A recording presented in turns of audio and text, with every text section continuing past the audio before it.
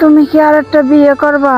না না, কি বলো, আমি আর বিয়ে করব না। ও আচ্ছা, ফুলে ফুলে ঘুরে মধু খাইয়ে বেড়াবা তাই না? আচ্ছা আচ্ছা, আমি বিয়ে করে নিব। সে তো করবাই, তুমি তো আমার মরার অপেক্ষা করে আছো। না না গো, আমি তোমারে কিছুতেই মরতে দিব না। হ্যাঁ আমি জানি তো, আমি বিছানায় অসুস্থ হয়ে পড়ে থাকবো আর তুমি বাইরে মেয়ে নিয়ে ফুর্তি করে বেড়াবা। কি যে বলো, বাইরে ভর্তি করতে যাব কেন? আচ্ছা, তার মানে ঘরে নিয়ে এসে ফুর্তি করবা?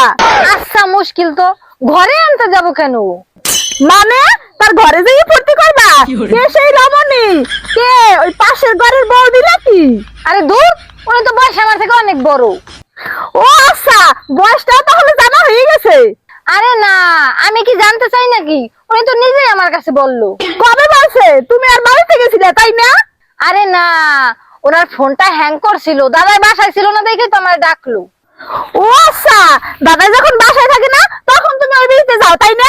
চরিত্রহীন লোক একটা, আজকে আমি তোমায় ডিভোর্স দেবো। আরে দূর পাগলি, ডিভোর্স কি একদিনে হয় নাকি? ডিভোর্স দিতে তো 3 মাস সময় লাগে। সে খবর নেওয়া হয়ে গেছে, বাকি কি রেখেছে আর শুনি? কি যে বলো, তুমি ঘুমাও তো। হ্যাঁ আমি ঘুমাই আর তুমি বৌদির সাথে ডেটিং করতে যাও তাই না? দূর, তোমার যা মন চায় ভাবো, আমি গেলাম।